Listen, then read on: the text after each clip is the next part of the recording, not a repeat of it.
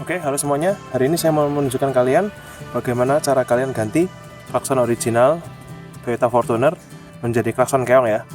Ini contohnya saya pakai Bosch Evolution. Sini kalian bisa lihat ampernya hanya 12 volt 4 ampere kali 2, artinya total 8 ampere.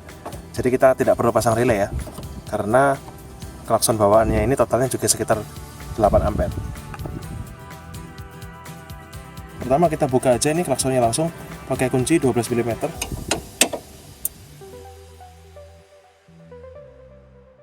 Oke, selanjutnya soket kita lepas ya.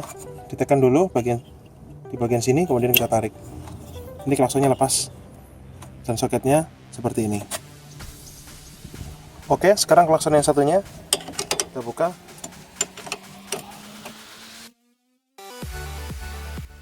Oke, ini kalau sudah, sekarang kita buka soketnya.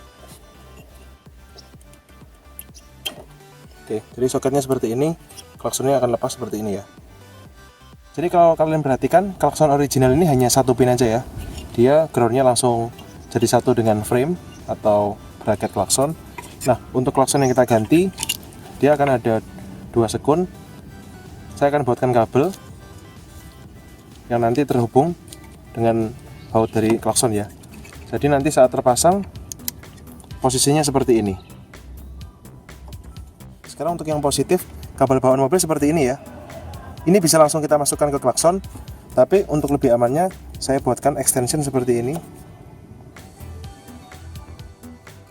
Ya, jadi ini extension saya pakai supaya nanti kalian tidak sering buka dan menancapkan soket bawaan mobil ya, supaya nanti tidak kendor.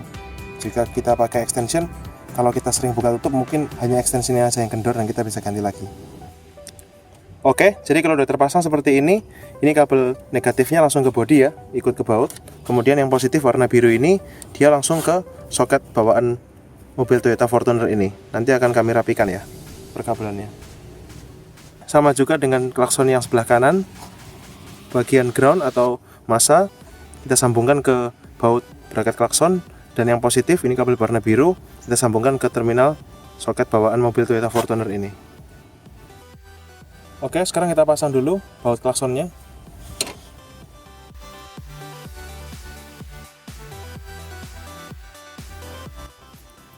Oke, jadi ini kalau klaksonnya udah kencang, kabelnya bisa kalian rapikan seperti ini. Ini kabel positif di atas, yang bawah kabel negatif, langsung tersambung dengan baut klakson. Untuk sisi klakson yang kanan juga sama, bawah untuk negatif ke bodi, ke baut klakson, dan yang atas disambung dengan soket ya. Ini saya pakai isolasi hitam supaya membantu dia tidak lepas.